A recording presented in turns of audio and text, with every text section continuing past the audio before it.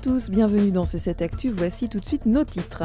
Privés d'eau chaude et de chauffage, depuis septembre 2013, les habitants de cette résidence à Torcy, gérée par l'OPH 77, sont victimes de pannes de chaudière à répétition. Ils déplorent aussi une présence de moisissures et d'infiltration d'eau dans leurs appartements.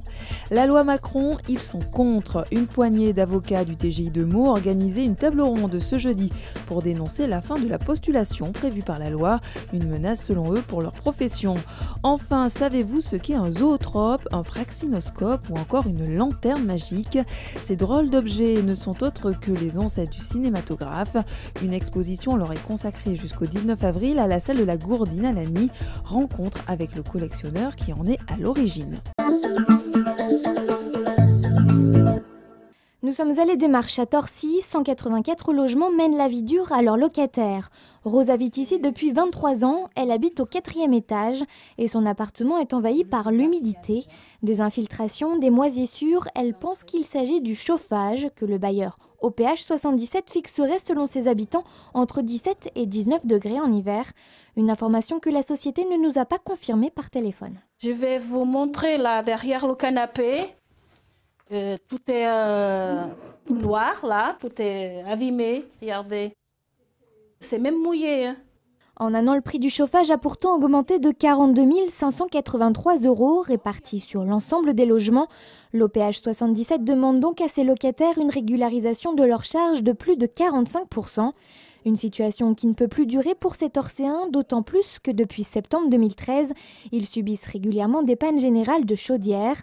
Le week-end du 11 novembre, ils sont restés 4 jours sans chauffage ni eau chaude. Quand on a un problème, nous, principalement le week-end, nous sommes obligés d'appeler l'astreinte. Et l'astreinte vient quand elle veut, parce que nous n'avons pas vraiment la personne qui vient dépanner. C'est l'astreinte qui appelle le dépanneur vient. Je pense au week-end de Pâques. Pas de chauffage, pas d'eau chaude dès le dimanche, il est venu que le lundi dans l'après-midi.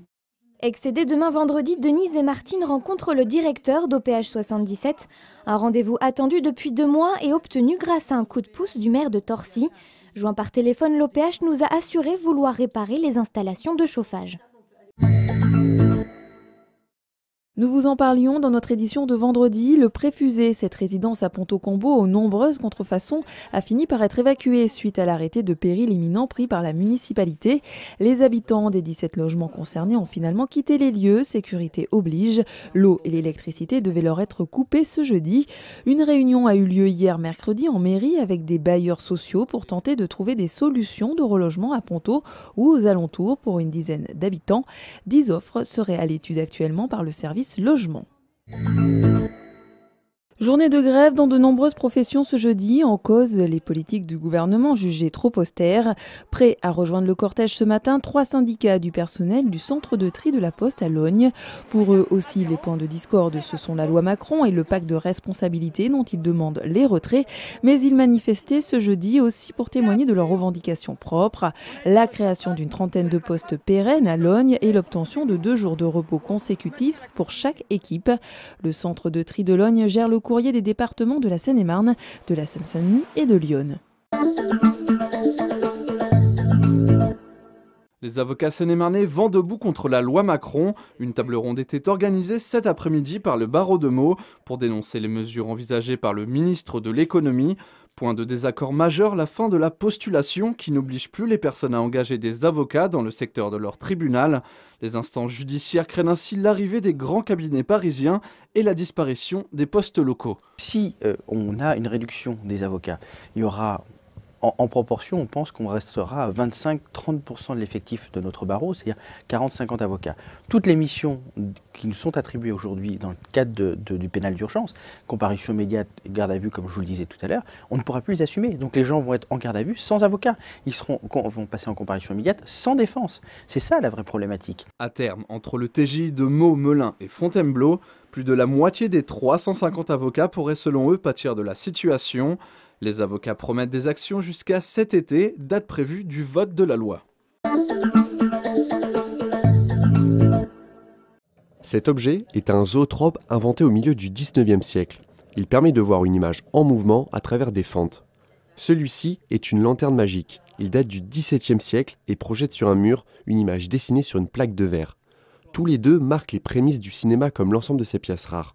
Une exposition leur est consacrée à la salle de la Gourdine de Lagny-sur-Marne. Tous sont issus de la collection personnelle d'un passionné du sud de la France, Thierry Cibra. C'est essentiellement du matériel français, parce que la France était vraiment le pionnier dans l'histoire du cinéma. On va retrouver les lanternes magiques, dont je vous disais tout à l'heure, certaines ont été construites ici même à Lagny, et c'est le plus grand fabricant ferblantier qu'il y avait en France. Ces lanternes magiques et photographiques sont un peu les ancêtres des diapositives. Tous ces objets ont été conservés dans un état remarquable et témoignent de la longue histoire de la naissance du cinéma, juste avant le cinématographe.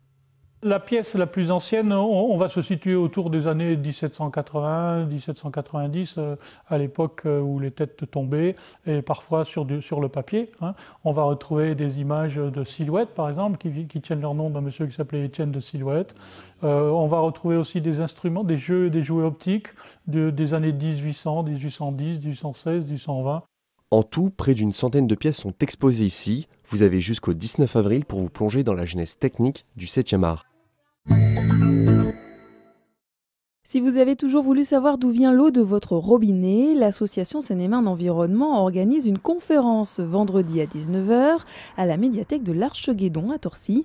1h30 d'échange sur la qualité de l'eau dans le 77 avec un focus particulier sur les pesticides.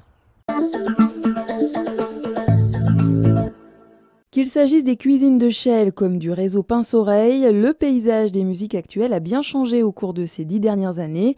Subventions, évolution du public, Félix Dumas vous propose un état des lieux juste après le journal. C'est des moyennes, mais on est 1/4 de recettes propres et 3/4 de financement public dans les budgets de caisses adhérents. Et ça n'a pas substantiellement changé, il y a des choses qui ont un peu évolué. Le département, ça a un peu progressé, on est toujours autour de 15%, mais les premiers partenaires, c'est les communes et les intercommunalités. Merci d'avoir suivi ce 7 Actu. Prochain rendez-vous vendredi à 19h.